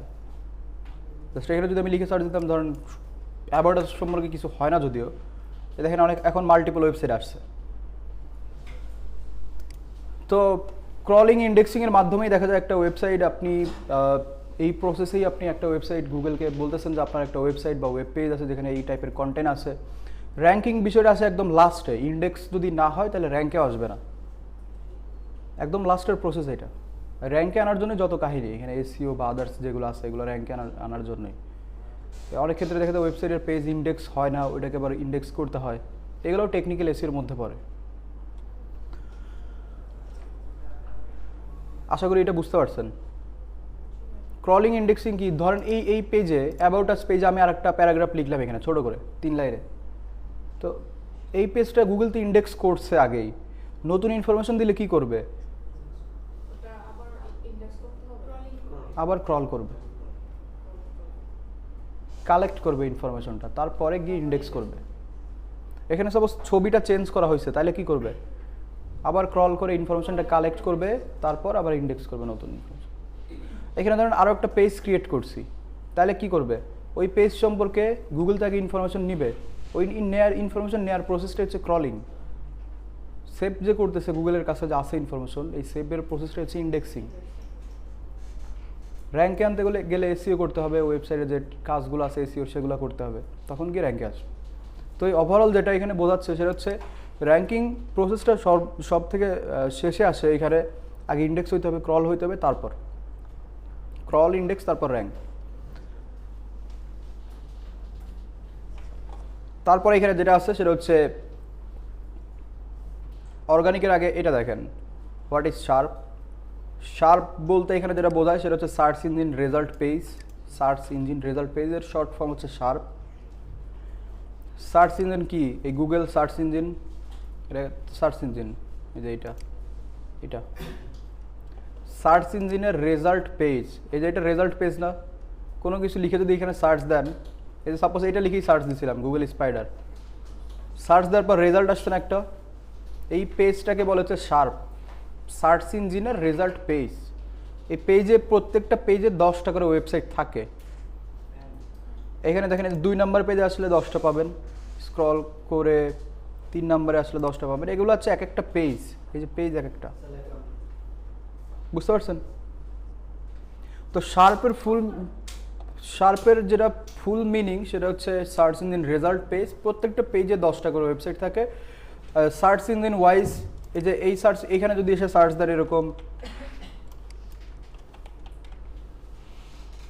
সাপোজ ক্রিয়েটিভ আইটি লিখে সার্চ দিলেন, এটা আসছে না, এটা বিং এর রেজাল্ট পেজ। শার্প, এটাও শার্প কিন্তু এটা বিং এর, বুঝতে পারছেন? এটা মানে অতটা বোঝার কিছু নাই, জাস্ট দেখলেই হয়েছে। এখন এইখানে যেটা আসতেছে সেটা হচ্ছে অর্গানিক রেজাল্ট। ওই রেজাল্ট আর কি, এই যে সার্চ দিলাম না, এই যে সার্চ দিলে এই রেজাল্ট আবার 2 রকম। রেজাল্ট বলতে তো বুঝছেন ওয়েবসাইটগুলো যে ইনফরমেশন দিচ্ছে না, এগুলো এক একটা রেজাল্ট।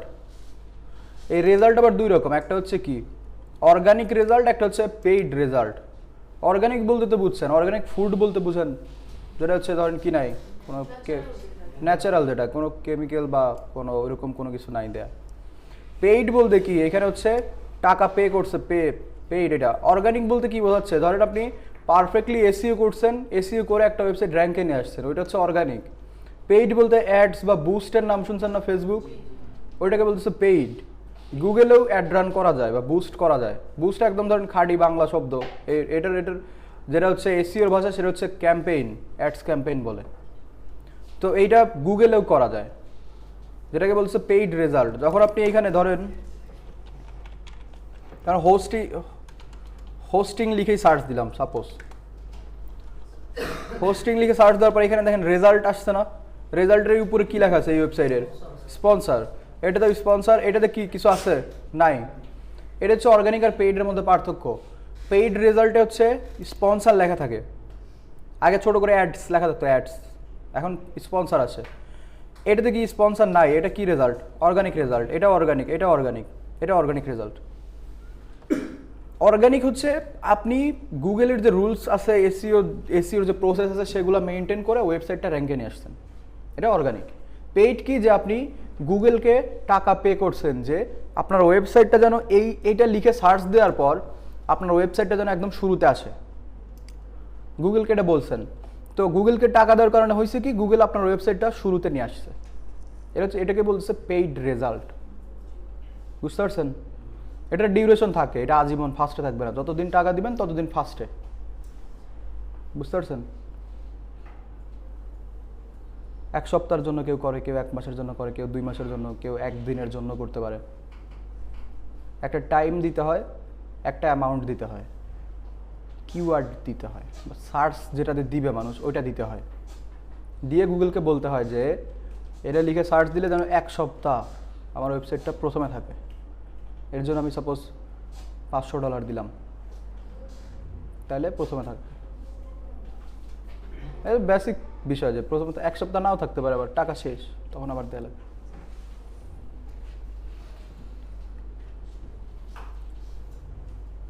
অনেক অনেক বেশি টাকা খরচ হয়, অনেক বেশি। গুগলে, ফেসবুকে সাপোজ 1000 জন দেখলে $1 কাটবে, আর গুগলে কাটবে $10। এটা অনেক বেশি কাটে, এটা ফেসবুকের কম্পেয়ার করলে। তো অর্গানিক আর পেইডের মধ্যে সবথেকে বেস্ট যেটা, সেটা তো অর্গানিক। এটা হচ্ছে আপনার কোনো টাকা পয়সা খরচ করা লাগবে না, এসইওর মাধ্যমে র্যাঙ্কে থাকবেন, সাস্টেন করতে পারবেন অনেক দিন, পেইডে যতদিন টাকা দিবেন ততদিন আপনি র্যাঙ্কে আছেন। আগে যে অ্যাডস লেখা থাকতো, বাংলাদেশে কি ওই ফেসবুক অ্যাডটাকে বেশি হ্যাঁ বুস্ট করে মানুষ বেশি করে, নরমালি গুগলের চাইতে? হ্যাঁ বাংলাদেশের গুগলে করে, বাহিরের কান্ট্রিতে গুগলে করে, বাংলাদেশের মানুষ সব থেকে বেশি ইউজ করে ফেসবুক।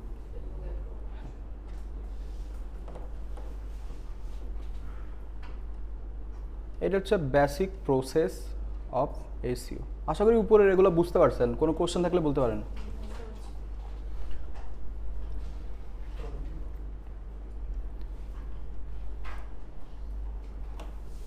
এই basic SEO, basic process of SEO, এটা হচ্ছে আপনার যে এসইও যেটা বলতেছিলাম শুরুতে যেটা আসছিল এসইও কি বা এইটারই প্রসেস আর কি, বেসিক প্রসেস। যে আপনি যদি একটা ওয়েবসাইট এসইও করতে চান তাহলে আপনার কি কি প্রসেস শুরু থেকে কি করতে হবে একটা ওয়েবসাইটকে নিয়ে। তো প্রথম এখানে যেটা আছে যে আন্ডারস্ট্যান্ড দ্য কনসেপ্ট। প্রথম স্টেপ, সাপোজ একটা ওয়েবসাইট নিছেন, ওয়েবসাইটের সার্ভিস কি, ওয়েবসাইটের সার্ভিস কোথায় দিচ্ছে, কি কি সার্ভিস দিচ্ছে সেগুলো সম্পর্কে একটা বেসিক নলেজ নেয়া। একটা ওয়েবসাইট এসইও করবেন, আপনি জানেনই না যে ওয়েবসাইটের সার্ভিস কি দেয়, তাহলে তো আর আপনি এসইও করতে পারবেন না। প্রথম যেটা সেটা হচ্ছে বুঝতে হবে কনসেপ্টটা, সার্ভিসটা, ওয়েবসাইটের কি সার্ভিস দিচ্ছেন, তারপর ওয়েবসাইটের লোকেশন কোথায়, কোথায় থেকে সার্ভিস নিবে, এই বিষয়গুলো প্রথমে বুঝতে হবে। সেকেন্ড হচ্ছে কিওয়ার্ড রিসার্চ।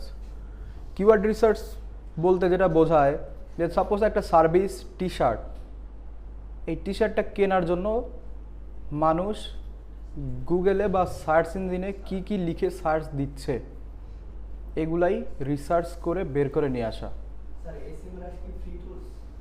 না, পেইড। তো কিওয়ার্ড রিসার্চ হচ্ছে, কিওয়ার্ড কি আগে এটা বুঝেন। কিওয়ার্ড এগুলো নিয়ে কিন্তু ডেডিকেটেড ক্লাস আছে, এগুলো সব কিছু নিয়েই। তো শর্টকাটে আর কি, কিওয়ার্ড হচ্ছে আপনি গুগলে বা সার্চ ইঞ্জিনে মিনিংফুল যা কিছু লিখেই সার্চ দেন, ওইটাই হচ্ছে একটা কিওয়ার্ড। মানে এটা একটা মিনিংফুল না, এটা হচ্ছে একটা কিওয়ার্ড, এটা হচ্ছে আর একটা কিওয়ার্ড, এটা হচ্ছে কি আর একটা কিওয়ার্ড। এক কথায় আপনি গুগলে মিনিংফুল যা কিছু লিখেই সার্চ দেন, ওইটাই হচ্ছে একটা কিওয়ার্ড, বা যে কোনো সার্চ ইঞ্জিনে। তো সেকেন্ড প্রসেসে যেটা আসে যে আপনার সার্ভিস হচ্ছে টি শার্ট, টি শার্টটা নেওয়ার জন্য মানুষ কি লিখে গুগলে খুঁজতেছে বা সার্চ দিচ্ছে, সেগুলা খুঁজে বের করার প্রসেসটাকেই বলতেছে কিওয়ার্ড রিসার্চ। রিসার্চ মানে কি? অনুসন্ধান করা, কিওয়ার্ড অনুসন্ধান করা, যে আপনার সার্ভিসটা নেওয়ার জন্য কি কি লিখে মানুষ সার্চ দিচ্ছে গুগলে, এটাই হচ্ছে কিওয়ার্ড রিসার্চ। মানুষের ব্রেন ইউনিক না, এক একজন এক একটা বিষয় লিখে সার্চ দিতে পারে। প্রোডাক্ট একই, কেউ লিখতে পারে এরকম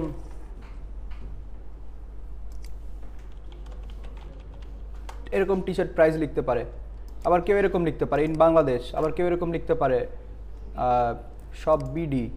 এখানে অনেক বিষয়ই তো আছে, জাস্ট এরকম লিখতে পারে টি শার্ট বাংলাদেশ, এখানে লিখতে পারে টি শার্ট প্রাইস, এতটুকু লিখতে পারে। তো এক একজনের সার্চ টার্ম এক এক রকম হয়, বুঝতে পারছেন? এক একজন তো এক একটা বিষয় লিখেই সার্চ দিবে। ওটা তো রেয়ার কেস যে আপনিও যা লিখে সার্চ দিচ্ছেন আর একজন ওইটা লিখেই সার্চ দিচ্ছে বা দিবে, স্বাভাবিক।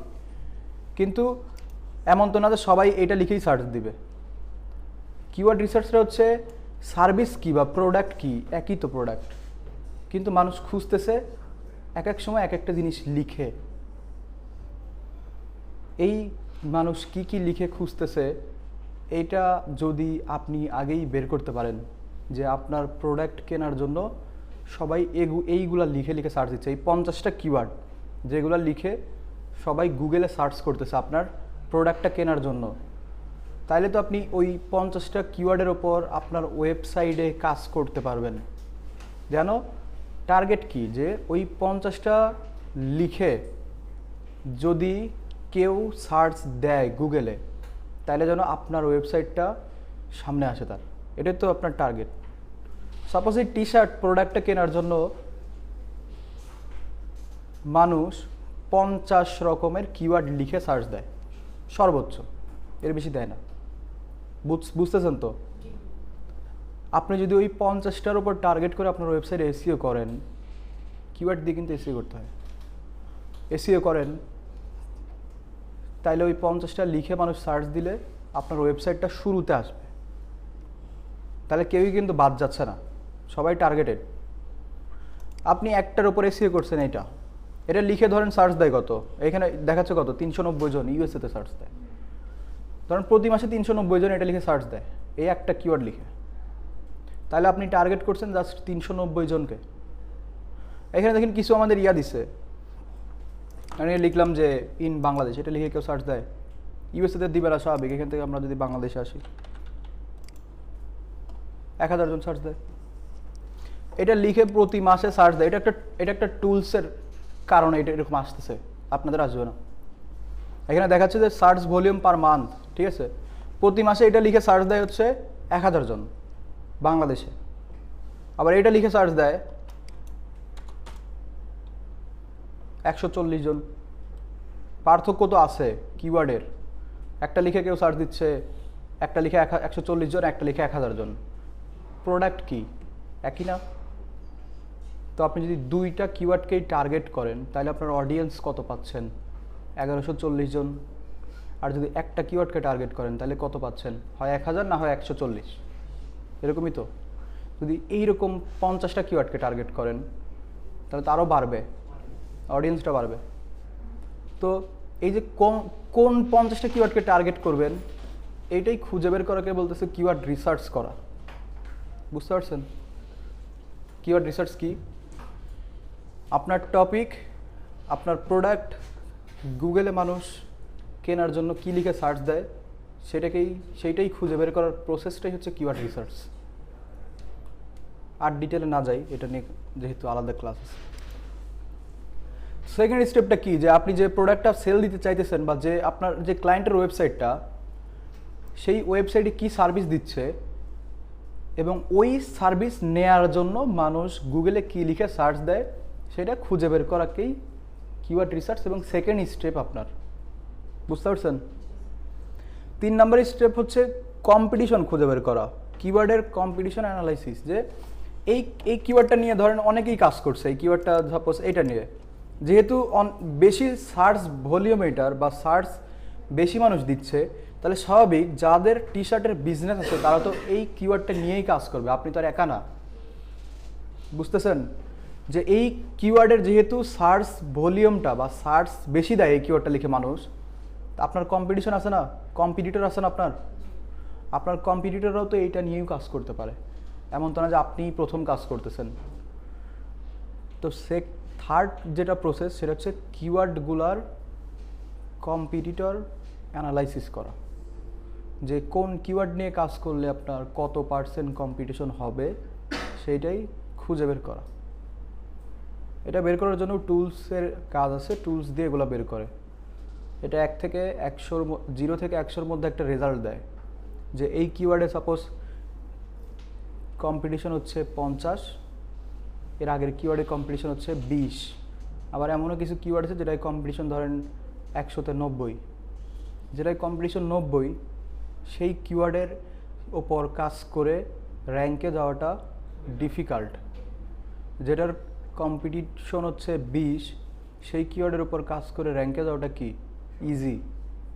তো আপনার এইটাই খুঁজে বের করতে হবে যে আপনি 50টা যে কিওয়ার্ড রিসার্চ করলেন, সেই 50টা কিওয়ার্ডের মধ্যে কোনটার কম্পিটিশন কত।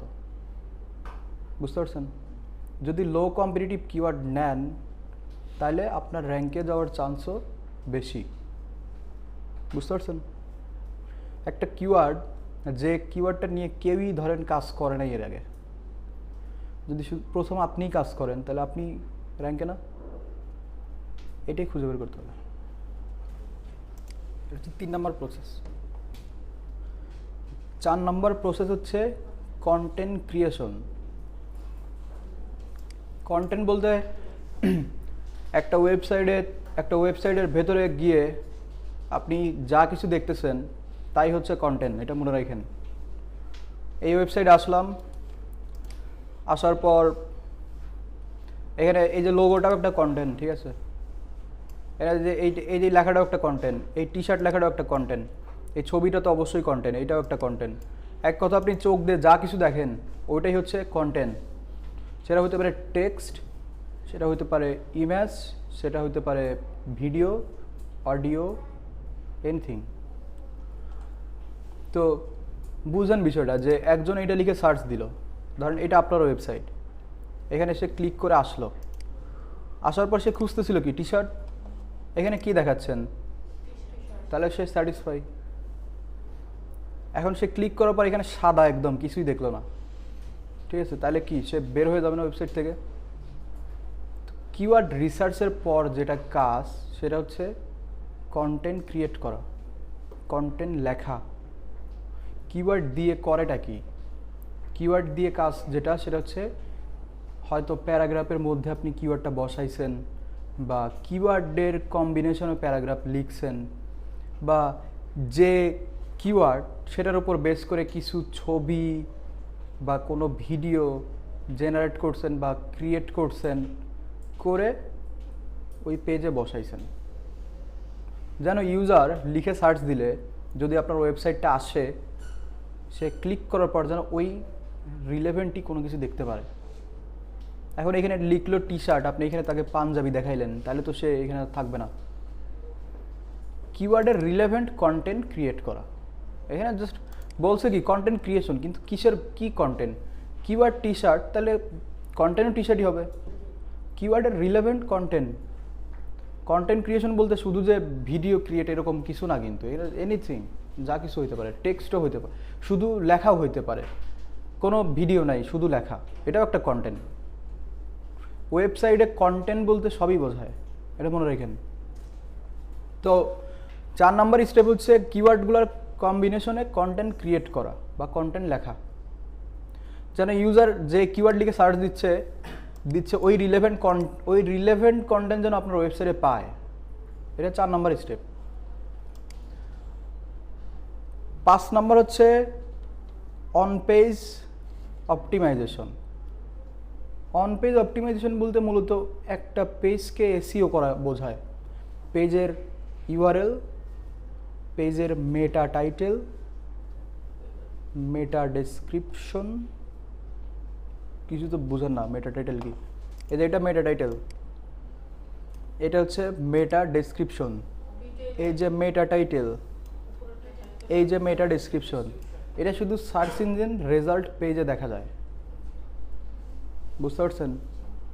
অন পেজ এসইওর মধ্যে কি পড়ে দেখেন, অন পেজ এসইও নিয়ে ক্লাস আছে না, এই যে 18 নম্বর ক্লাস, এর মধ্যে কি আছে?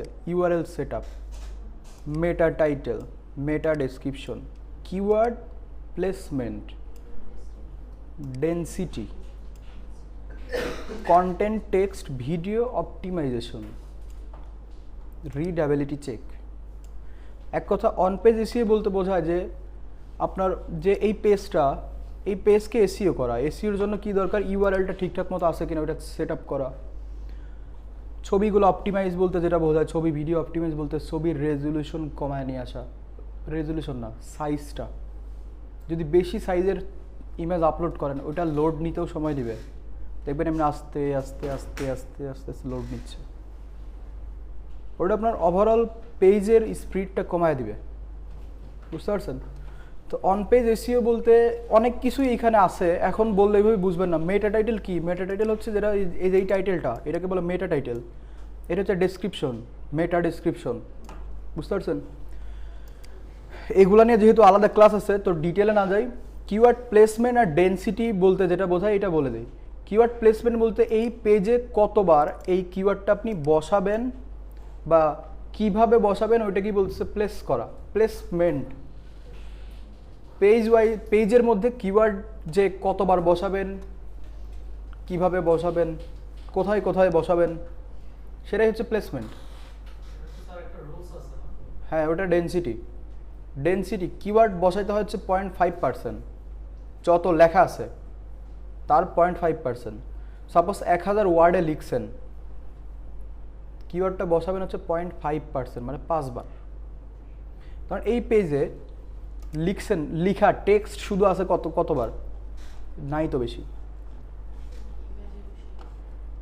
এই পেজে যে টেক্সট না, এই যে টেক্সট, ধরুন এই 5 লাইনে আছে হচ্ছে কত ওয়ার্ড, 100 ওয়ার্ড সাপোজ। এই 100 ওয়ার্ডের মধ্যে 0.5% কিওয়ার্ডটা বসাইতে হবে। ডেসক্রিপশন অনুযায়ী আমার ওই পুরো ডেসক্রিপশনের 5%। হ্যাঁ 0.5%, এটারই বলা হচ্ছে ডেনসিটি। এই যে তো অন পেজ অপটিমাইজেশন বলতে বোঝায় ওই পেজকে অপটিমাইজ করা, গুগলের যে রুলসগুলো আছে, এসইওর যে রুলসগুলো আছে ওইগুলোর উপর বেস করে ওই পেজটা অপটিমাইজ করা। বুঝতে পারছেন? এটা কীভাবে করে এটা অনেক পরের ক্লাস, এটা এখন বললে আপনার মাথার উপর দিয়ে যাবে। তারপরে যেটা সেটা হচ্ছে লিঙ্ক বিল্ডিং, বা যেটাকে বলে হচ্ছে ব্যাক লিঙ্ক। একটা হচ্ছে ইন্টারনাল, একটা হচ্ছে এক্সটার্নাল। ইন্টারনাল ব্যাকলিঙ্ক বলতে তো বুঝছেন, দেখবেন যে কিছু একটা প্যারাগ্রাফের মধ্যে একটা টেক্সটের উপর লিঙ্ক করা আছে, হ্যাঁ ব্লু কালারের লিঙ্ক আছে। ওই লিঙ্কে ক্লিক করলে আপনাকে আরেকটা পেজে নিয়ে যায়, ওটাকে বলে ব্যাকলিঙ্ক। ওটা লিঙ্ক বিল্ডিং আর কি, ব্যাকলিঙ্ক একই কথা। এই লিঙ্ক বিল্ডিং আবার 2 টাইপের হয়, একটা হচ্ছে ইন্টারনাল, একটা হচ্ছে এক্সটার্নাল। ইন্টারনাল হচ্ছে আপনার ওয়েবসাইটেই একটা পেজ থেকে অন্য পেজে যাবেন ক্লিক করলে। এক্সটার্নাল হচ্ছে অন্য ওয়েবসাইটে চলে যাবেন।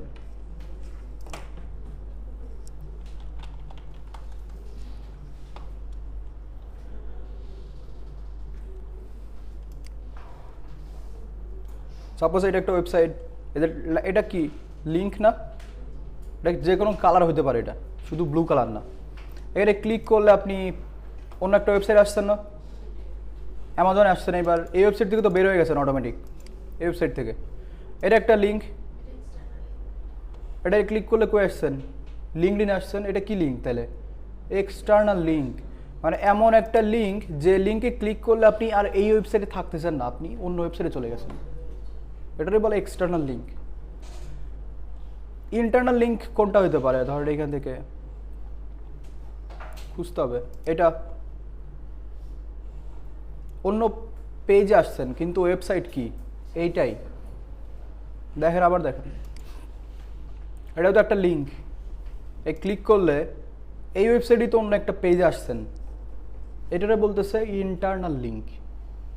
লিঙ্ক বেসিক্যালি 2 প্রকার, একটা হচ্ছে ইন্টারনাল, একটা হচ্ছে এক্সটার্নাল। এক্সটার্নাল লিঙ্কে ক্লিক করলে অন্য ওয়েবসাইটে নিয়ে যায়, আর ইন্টারনাল লিঙ্কে ক্লিক করে অন্য পেজে নেয়, আপনার ওয়েবসাইটেই অন্য একটা পেজে নেয়। তো লিঙ্কটা বিল্ড করা জরুরি অবশ্যই পেজ ওয়াইজ। এটা গুগলের কাছে একটা অথরিটি ক্রিয়েট হয়। ধরেন এক্সটার্নাল লিঙ্ক মানে কি, যে আপনার সাথে অনেকগুলো ওয়েবসাইটের কানেকশন আছে, এটাই তো। এটা গুগল পজিটিভলি দেখে যে আপনার ওয়েবসাইটের সাথে অনেকেই লিঙ্ক করতেছে, এর মানে আপনার ওয়েবসাইটে ইনফরমেটিভ কোনো একটা কিছু আছে, অথবা আপনার ওয়েবসাইটে স্প্যাম ট্যাম কোনো কিছু হয় না। এটা গুগলের এন্ড থেকে পজিটিভলি নেয়। তো ওই কাজটা করতে হবে। লাস্ট স্টেপ যেটা, বাট নট লিস্ট, সেটা হচ্ছে পারফরমেন্স চেক। পারফরমেন্স চেক বলতে বলছে এই যে আপনি কাজগুলো করতেছেন, 2টা বিষয়, একটা হচ্ছে ওয়েবসাইটের পারফরমেন্স চেক, একটা হচ্ছে আপনার এসইওর পারফরমেন্স চেক। আপনি যে সব কাজগুলো করছেন এগুলোর একটা রিপোর্ট তো আপনি পাবেন মাস শেষে, বা উইকলি একটা রিপোর্ট তো আপনি নিজেও দেখতে পারবেন। ইভেন ক্লায়েন্টের কাজ করলেও তো আপনার মান্থলি একটা রিপোর্ট দিতে হবে। তো আপনার যে কাজগুলো করছেন সেগুলো কেমন পারফর্ম করতেছে, ওয়েবসাইটে কোনো ইমপ্রুভ হচ্ছে কিনা, বা কোনো র্যাঙ্কের দিকে আসতেছে কিনা, সেগুলো চেক। এটা একটা। সেকেন্ড হচ্ছে ওয়েবসাইটের যদি পারফরমেন্স চেকের কথা বলেন, তাহলে ওয়েবসাইটের স্পিডটা চেক করা, যে আপনার ওয়েবসাইটে ক্লিক করলে কত তাড়াতাড়ি লোড নিচ্ছে, এটা চেক করা। যেমন এই ওয়েবসাইটে আসলাম, ধরেন এটাতে যদি আসি, এখান থেকে ধরেন আসলাম যে সাপোজ একটা পেজে ক্লিক করলাম, কত তাড়াতাড়ি লোড নিয়ে সব কন্টেন্ট কত তাড়াতাড়ি লোড নিয়ে আপনার সামনে আসতেছে, এটাই চেক করা। এটাই স্ট্যান্ডার্ড হচ্ছে 3 সেকেন্ড। বুঝতে পারছেন? গুগল রিকমেন্ডেড আর কি 3 সেকেন্ড। এখন যদি এটা ঘুরতেই থাকে তাহলে ওটা কী করা দরকার? ওই স্পিডটা অপটিমাইজ করা দরকার, বা স্পিডটা আরও কমায় আনা দরকার। ওইটা কি বলছে? পারফরমেন্স চেক করা, যে আপনার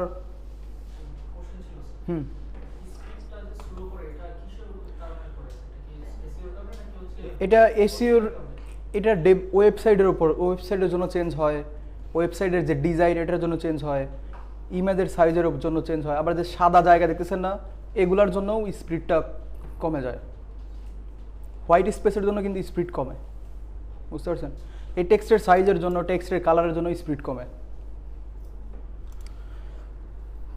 তো এই লাস্ট যেটা সেটা হচ্ছে ওভারঅল আপনি পারফরমেন্সটা চেক করেন, আপনার যে কাজগুলো করছেন সেগুলো কেমন ইমপ্রুভ হচ্ছে। সেকেন্ড হচ্ছে আপনার ওয়েবসাইটের, নিজের ওয়েবসাইটের পারফরমেন্সটা চেক করেন যে আসলে বা যে ওয়েবসাইট নিয়ে কাজ করতেছেন সেটার পারফরমেন্স চেক করেন যে আসলে ওটা কি লোডিং স্পিডটা ঠিকঠাক আছে নাকি ইমপ্রুভ করা দরকার আরও। এটা হচ্ছে একটা বেসিক প্রসেস এসইওর, বুঝতে পারছেন?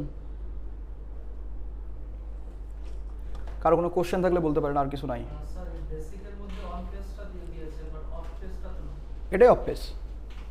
লিঙ্ক বিল্ডিংয়ের আরেক নাম অফ পেজ, এটার আরেক নাম ব্যাক লিঙ্ক, সিনোনিম ওয়ার্ড আর কি।